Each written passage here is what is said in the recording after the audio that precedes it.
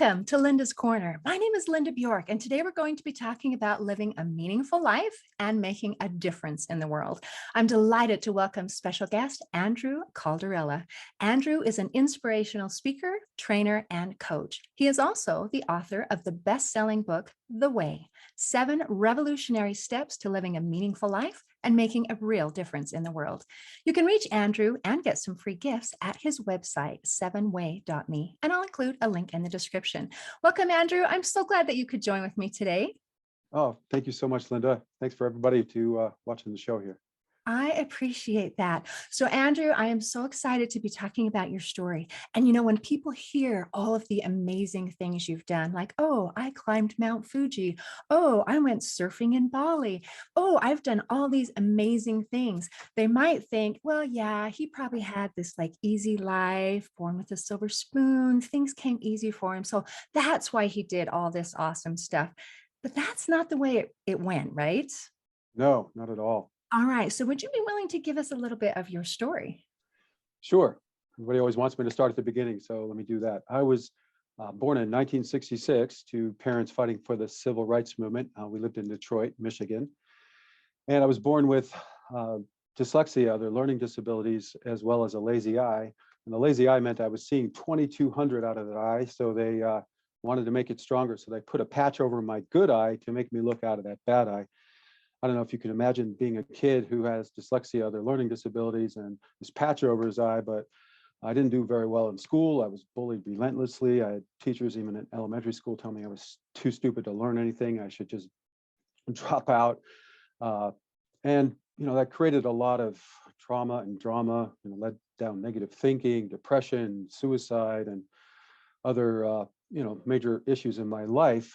And just so people know, while I have these learning disabilities, I was also tested to be a genius in different areas, abstract thinking and whatnot. And so it created this big dichotomy. It's like I could do some things really well, but I couldn't like do math or spell to save my life, catch a ball, or anything like that. So that was my start. I ended up going to high school. I graduated from there. I was a leader of the school, became vice president. I was on a lot of different sports teams. Went to college, got degrees in speech, communications, theology, and philosophy. I was elected programming commissioner of the school. I was on the crew, which is a rowing team, just so everybody knows. And right after college, I actually went to Japan. I got a job there and traveled all throughout Southeast Asia on my holidays, all over the world, and met a lot of people from all over the world. And it was really a valuable experience. I started a lot of companies. People know if they look at my profile, I've worked since I was young, from being a gas station attendant, construction worker, starting my own companies, and been running a Consulting Ace Incorporated, which is a marketing strategic consulting firm, for over 20 years. And I just want to say this a little bit more about this. While this was all going on, though, I was kind of on this greater mission because of a lot of spiritual experiences I've had, and through all these trials and tribulations, I was always wanting to figure out why it was like this and how we could fix it. And, the world doesn't have to be this way. And after a lot of breakthroughs and epiphanies and whatnot, I kept finding all these keys to life, and I share them with people. And I'm like, yeah, you got to share that. You got to share that. And in 2015, I had a huge breakthrough, and I discovered these 7 steps within all my notes in this grander work I was doing, and it was the 7 steps to the way. And since then, I put everything in an order that made sense to everybody. I kept sharing with people. It's like, yes, everybody needs to know this. It should be taught in our schools. So I was able to get the book out just last year, and that's been the greater mission, is to try to make these universal truths that I found on how we can all become our best and fix our world common knowledge. I know I just went on there a little bit. Sorry about that. No, not at all. You had so much to cover, and you left out a lot, I which did. I know because we don't have a lot of time. But I wondered a little bit, because you have a lot of martial arts background. Is that why it's called The Way? I mean, is that kind of reminded me kind of a Yeah. martial thing. Well, I don't know. Since I was a kid, I've been into philosophy my whole life. My dad gave me the set of we call the great books. They're really the philosophers of the Western world. And I read a lot of those, and I was always into the Eastern philosophy too, which is the, more of a holistic type of thinking. And if you put them both together, I found that was it the Tao Te Ching, or one of the books is named The Way, and then we have The Way in the West and The Way in the East. And when I actually came up with this title, it was because this is the human way for us to be our best. This isn't Andrew's way. This is really thousands and thousands of years of all of the greatest thinkers of the world coming up with the solutions to a lot of these different areas of life and putting it into, that's what I was able to do, is put it into one way of us getting this knowledge and being, so we can all be our best. You know, there are some best practices that if we integrate, we literally can make ourselves better and better people, as well as make our world a better place to live for everybody. And I love that. I love that you have it on a personal level and then as a worldwide level. And I believe that everything really starts with ourselves. It does. So this is so exciting I'm excited to hear about these 7 aspects in the way. But before we go too far, I just want to make a little connection that as I was reading through and your story and your bio, and part of it was personal to me. My son had a lazy eye. We did the patch. We did Oh, all okay. that kind of stuff. And Wow. so as you're explaining this, it's like, oh, yeah, that was a long time ago. I had forgotten. And I wondered how that affected him probably. Anyway, so yeah. And he does Yeah. martial arts too. So funny. Okay. Well, a lot of people that were bullied, I don't know if your son was bullied, I would say at least half or more probably have been bullied in school. They go into martial arts, and usually their parents put them in there because they're sick of them getting beat up all the time.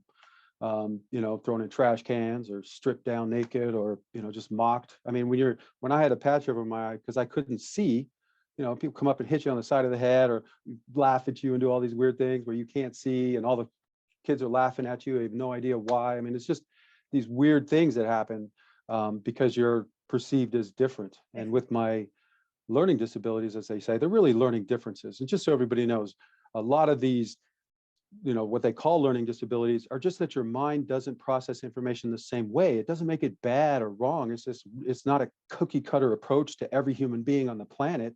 And if you look at it, a lot of dyslexics and other people with learning disabilities, that they actually have these other gifts, you know, like the most disabled sometimes that, you know, I can't remember the terms all the time, but like these kids who don't socialize well and everything, but they can make amazing sculptures. Or for me, it was like, yeah, I can't do, you know, remembering certain lists of things or numbers, or, you know, doing certain types of math, but I can see patterns and find things in big data that other people can never see, you know, very quickly. So, you know what I mean? It's like if we could harness this skill instead of making our kids seem like there's something wrong with them, and showing them how to compensate.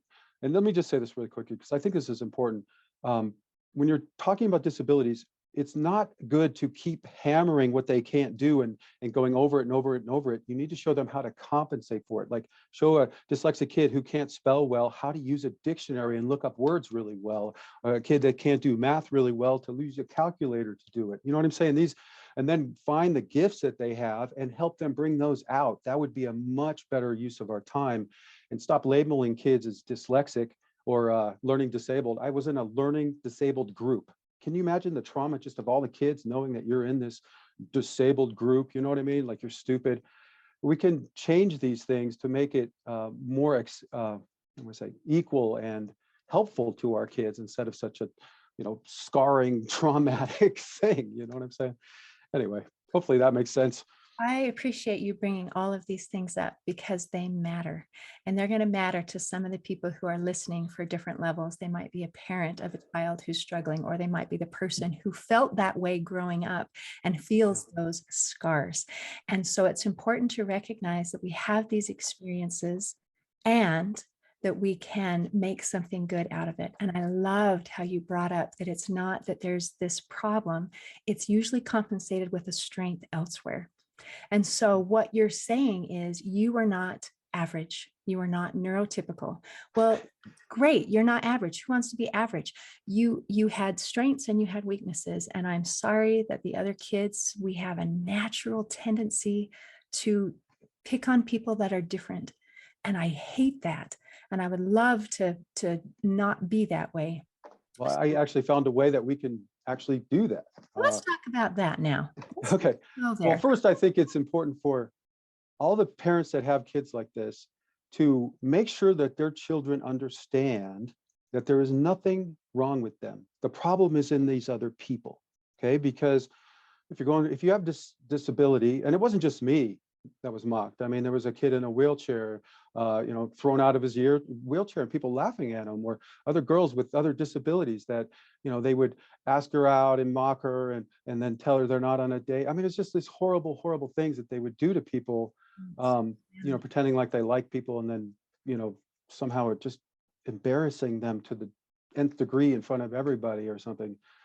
Anyway, we don't have to go into that. But the point I'm saying is that the problem isn't in the kid, right? You got enough problems to deal with if you have a disability. Going to school and having everybody mocking you all the time and calling you stupid is just making everything worse. It got to the point where I wake up and I was a really happy kid, a lot of energy, wanted to go out there and have fun and do all this. And then, after you're called stupid every day and people are mocking you and hitting you and throwing you in trash cans and stripping you down, eventually you just don't want to go out anymore. You don't want to talk to anybody. You don't want to do anything.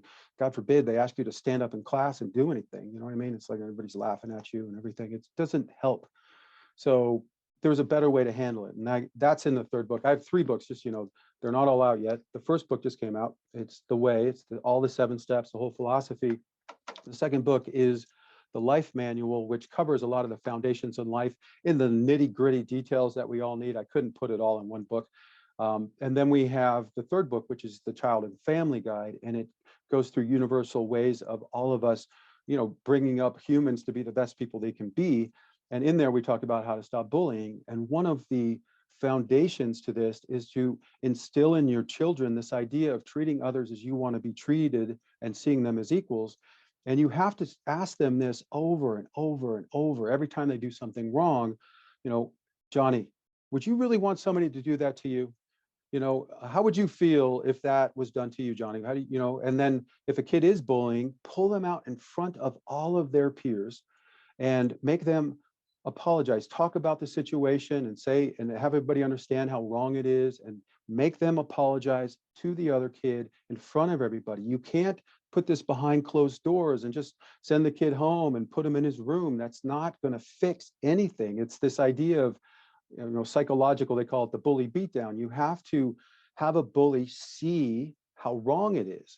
And I've also been in a lot of fights throughout my life, and it's this weird scenario. If you fight a bully and you beat him, and just make him look stupid, don't even hurt him, just hold him down on the ground until he's like, all right. For some reason they like you. They want to be your friend. They get this idea, if you give mercy, if you can overwhelm them, that it changes people. And that, just so you know, I lived in Japan. This is a psychological level on humanity. Whereas like in Germany and Japan, we literally could have just killed everyone and made them our slaves, taken their country. And we didn't do that. We beat them down, but then we helped them back up and helped them see what it is to be truly human. I actually had a really old woman. I lived in this town. I met a lot of people in Japan, obviously.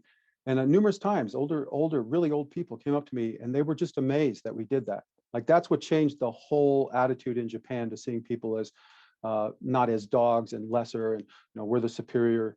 This idea of sickness of superiority has happened in Germany and in Japan. It's not just one people, and it's this idea that somebody's better than you, and when you show them that you're equal and you're willing to show mercy, it can change a mind. So I know I just went on a little bit, but I think this is really important, because bullying, the kids that grow up to be, that aren't corrected as kids as bullies, they grow up to really create problems in our society because they think that this behavior is okay.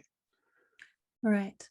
I tend to go on a bit, so I know we have a shorter show. I got to remember to slow down a little bit. Sorry, buddy. Well, let's talk a little bit about these seven steps in the way. Sure. What are they? Sure. Well, what I found is, if you're going to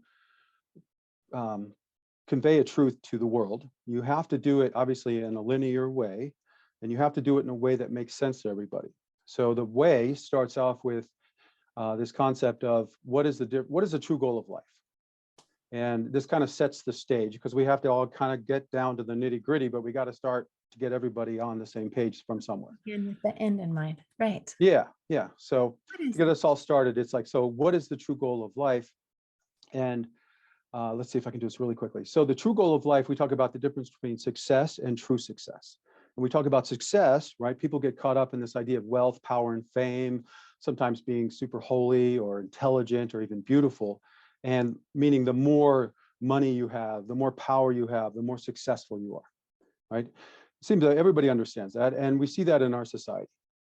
And what you realize, though, if you study the lives of people that are successful, you don't find that automatically all their problems are solved. They don't automatically become healthy, have great relationships, know what to do every day.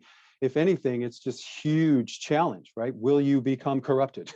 Will you become indolent? Will you, become this or be infected by the sickness of superiority? And, just don't do what really you need to do. So if success, meaning wealth, power, and fame, isn't true success, what is? And this is where we get into what I just kind of sum up as what a loving parent or mother would want for their kid. And this is things like being happy and healthy, have great relationships, find something that they're really passionate about, they love doing, that they're making money from, and being able to support a wonderful life, and all the other pieces that make up this, complete and wonderful life. And honestly, that's what we all want, right? Everybody wants to be happy, find our people, do something that we love doing every day, having enough money to retire and go on vacation and send our kids to school and not worry about, oh, I missed one paycheck and I'm out on the street type deal. We all want this wonderful life. And this is kind of the formation of the whole idea of the way. And if you look at the world today, this is played out right now. There are literally billions of us who want a wonderful life, right? We want to send our kids to great schools. We don't want dysfunctional business or government and all these psycho things happening in our world. We want to create a better world, but we just don't know the way to do it. And what I found is that's why I'm doing this. I could have been doing other things. I'm not the best, as far as writing, because I'm not a super writer guy. That's like, I'm a dyslexic. So it was like unpacking years and years, 30 years of work to get these sentences just to make sense. So, this idea of true success and what we all want then becomes a question of like, literally, how do we do it? How do we get there? What are the nitty gritty details? And that's what the rest of the book shows us. And I Does that love, all make sense? Yeah. because I believe change comes from a combination of learning and doing, right? So Yeah. part of the learning here is recognizing what our goal and our objective is. And you talked about success and true success. And I think a lot of people think that the way to true success is through that traditional success. Well, I will be happy when I have X amount of dollars in my bank account. I will be happy when I am popular and I have this many followers on my social media. Do you know what I mean? And we Yeah. don't understand that the change actually comes from the inside out, that it's different. And if we want true happiness, there is nothing wrong with having a lot of money. I think that's lovely. And there's nothing wrong with having success in our business and success in all those Yeah. things. Yeah. But that's not the end goal. Like you said, That's what I'm saying. Yeah. Yeah, absolutely. And there, like you just said, I'm not saying that it's wrong. It's actually no, a me big neither. part of life. We need people in these positions, to do certain things. It's like we just don't want them to be corrupted, right? We want them to doing the good job for all of us and all the rest. So this whole idea, I think, is how do you create a better and better human being? And this is what the way is. And let me, if you want, we can go into the four keys that make up the solution that everybody's after. Let's go there. Okay, I can do this fairly quickly, I think. So when I talk to people, and I've studied this throughout all of human history, when you look at all the different paths that people have presented to help people become better people, it really boils down to four keys. And when you add them together, you get the focus, the total solution that we're after. And the first one of these keys is, it's called, let me just do all four together and then we'll talk about each one. So it's the way is to live rational, positive action. And living has to do with, this literally has to be a solution that we can live all the time. It can't be something that we need to go to the mountains for 20 years and maybe get somewhere, or, you know what I mean? It's got to be something we can live every day. And the second piece is living rational. I use the word rational to mean a lot of different traits. It's, living rational, meaning it's logical, it's holistic, it covers all these different areas of life. Life is like this. If any of the major foundations of your life falls down, it can ruin you, meaning you're only as strong as your weakest link. So it's got to cover all these different bases, and it's got to be fun. And again, it's got to have everything. So it's living rational. And then it's positive because it's about integrating the good into your life. Now, what human beings name the highest good, the best traits that we admire in people, that we want in ourselves, we call these virtues. And there are a lot of different virtues, like being respectful and rational and resilient and persevering and healthy and happy and punctual, you name it. I mean, there's a lot, right? So we're trying to integrate all these different virtues into our life. So it's living, rational, positive action, because with every virtue, you need to have a lot of different actions that go along with it if you're really going to make it work. And what we call the highest level actions, we call best practices. And over thousands of years, we've discovered a lot of best practices in all these different areas of life. So it's like with the virtue of being punctual, we need to take actions like sending reminders and leaving on time. With being healthy, you would have to have a lot of different action items, the best practices of sleep and eating habits and working out and all the rest, right? And it's a combination of all of those that are going to let you live the virtue of being healthy. Same thing with happiness or resiliency or you name it. There have a lot of different actions that will help you build these qualities or be this person.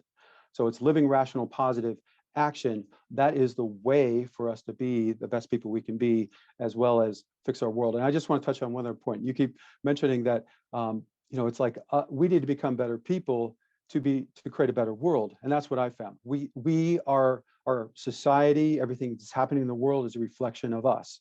And if we do not have a core belief system, a way of being that we all share, a foundation that we can all stand on, and hold hands and make a better world together. I know that sounds a little kumbaya, but the idea that, we're all so different and everything else isn't true. We're human beings. We're one race, the human race. We all share the same basic needs and wants and desires and everything else. And what I found is we all want to be our best. We all want to live in a wonderful world.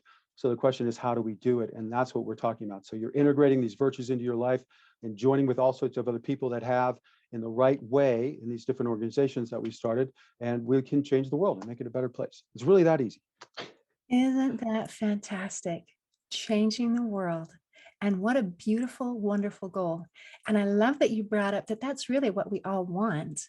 But a lot of people have this idea that it's up to somebody else. Somebody who is in charge needs to fix my world and make it all better. And the way is for us to change ourselves. And I love that you created a community so that we can come together with other people who are doing these kinds of things. So for those who are listening, yes, we all want a better world, but the place we need to start with is ourselves. And so listening to principles that are true principles, and I love that as you talked about, you're putting together all these pieces and elements for the way, that these are true principles. And that means it works for everyone. It's not just, okay, this helped Andrew, who had a not enjoyable childhood growing up, but now he is awesome because he is special or da da da da. No, it's because he followed these principles and they work for anyone. And that's magical, I think. Yeah. Well, I have to say, I found these principles. I didn't know them as a child.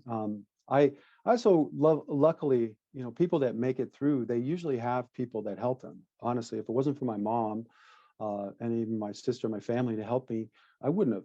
I don't know that I would have made it, honestly, because she, especially my mom, would reinforce that it's not me as the problem. It's these other kids. And she would show me lists of people that had dyslexia that were, I can't remember them all, like Edison and whatever, all these super people in life. She goes, honey, you're okay. You're good. You are like these other people. Just because you're having a hard time right now doesn't mean you're not going to be okay later. And, whatever it may be. So I think it's important that everybody have somebody, and there's a lot of kids that don't make it. There's a lot of kids that turn to drugs and alcohol and drop out of school and, feel like there's something wrong with them, don't achieve what they can be because they don't have these people. So that's one of the principles I'd like to change in the world. And I think, like what you're saying, these universal truths that ring true to everybody. I swear, I've been on like almost 50 shows now. I've talked to thousands of people. People DM me all the time and message me and whatnot. And they all say the same thing. I haven't had any negative feedback. They're like, you're right. This is the way. These are universal truths. We do need to know this. People say this should be in our schools. This should be in our prisons. This should be taught everywhere. And for those of you who know that why it's not is because I am starting behind the eight ball. While I have these other businesses and whatnot, I kind of gave them up, put them on the back burner so I could get this message out, because this is the most important thing in the world. And what I want to say is, like, as there are best practices on how we can become the best people we can be, it's also when we unite together. Not everybody needs to become super active. The more of us there are, the more power we have. Just imagine this. And this is easy in this global world that we have now. There are more people connected than ever in human history. This is the only time that we could really make these global changes. Imagine 1 billion people or more in a group. Imagine all the civil rights movement groups all over the world, all the environmental groups. They're not stopping what they're doing. They're just also then joining in this massive group. Now we got 1 billion people donating, maybe half of them donate $1 a month, and half of them are so click on petitions, and back up what the leaders of that group are doing. Maybe a few thousand of them do show up and boycott or protest here and there, but it's not everybody has to go out in the streets and march type of thing. And there may be moments for that if we can't make the changes, but I literally outline the steps how we can peacefully force positive change in our society. And the first step is to have everybody understand the basic principles and universal truths of life and why you're here. And if the people that we see as corrupted, there's only about 100 companies and 100 people in the world that are literally ruining this for all of us. I mean, it's 200 entities that if we just changed, we can fix our world. And it's not that hard. The companies, if they're public, we either buy them, buy all the stock, put the people we want on the board and in the CEO in the top places and make the company change, or we boycott them out of business. There's one or two options there, and we don't have to do it violently. Most companies want to exist. So if you just point them in the right direction and you kind of make it like you have no other option, they'll just do it. And then we don't have petroplastics destroying the world or all this horrible pollution that nobody wants and all the rest. So what I'm saying is, it's not as hard as we make it out to be if we just unify. And I started, like you mentioned, the One Tribe is where we all meet to learn these different principles and whatnot. I'm just started out on Facebook. I know not everybody likes Facebook. I got to start somewhere. I'm trying to on LinkedIn too and whatnot.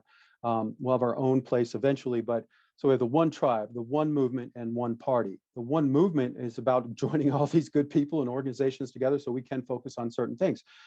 And I just want to say this. I know I've gone on a little bit, but I don't know if people know this, but it's not even in the news, but the Amazon rainforest is literally being destroyed. And say, oh, the Amazon, whatever. This is the lungs of the world. If you don't know what that means, you have to look it up, because the Amazon and the way it works with the ocean and the plankton and everything else literally supplies most of the oxygen that we breathe in our world. And if they're destroying the Amazon, it is literally destroying something that was created, if you believe in God, by God to feed our lives and keep us alive. So we as a human race need to bond together and stop this. And the billionaires and billionaires of the world, there's so many of them now.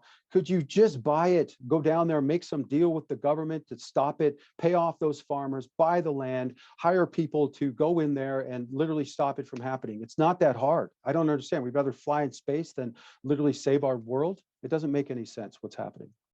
Sorry, I could go on and on. So as people want to connect through your things, can they get them these, like your Facebook and all these, through your website? Yes, absolutely. So if I put that link, then they will be able to connect with all of your different resources? Absolutely. The hub for everything is the website, and it's Okay. 7wayme, the number 7, WAY.me. So you can go there. I named it that because it's like 7wayme. The way has 7 steps. The 7th foundation is the organization behind everything. So it's like a command. 7wayme now. You go there and you can get everything. You learn about the book, watch videos, find links to all the social media groups and the tribe and the movement and everything else. Fantastic. Well, Andrew, thank you. I appreciate your mission and I can feel your passion. And that is going to come through to the people who are listening, to the people who are watching, that this matters to you. And because it matters to you, it will help waken people to, wow, he really believes this. Maybe we really can make a difference. And that's beautiful. Thank you. Appreciate that. We can, honestly. There's nobody that understands the way in its fullness that doesn't see that truth. So don't just be jaded and walk by this. This really, really is something new. Everybody's saying that. Even the publishers said that. So, take a look and let's make the changes happen. It's not as hard as everybody's telling you it is. All right. Well, let's change the world. Andrew, thank you. Thank you for visiting with me today. Thank you so much. And thank you, everybody, for listening. Wonderful. In closing, I'd like to share a quote by Joshua Marine. He said, "Challenges are what make life interesting. Overcoming them is what makes life meaningful." Today, I invite you to live a meaningful life and to make a positive difference in the world. See you next time on Linda's Corner. Thanks for listening. If you enjoyed this episode of Linda's Corner, please share and subscribe to help us reach new listeners. I also invite you to check out my nonprofit, Hope for Healing, at the website hopeforhealingfoundation.org for free ebooks, free audiobooks, and other free resources to help increase happiness, build confidence and self-esteem, strengthen relationships, manage stress, and calm feelings of depression and anxiety. I also invite you to grab a copy of one of my books, like Crushed, A Journey Through Depression, or Amazon bestseller, You Got This, an action plan to calm fear, anxiety, worry, and stress. See you next time on Linda's Corner.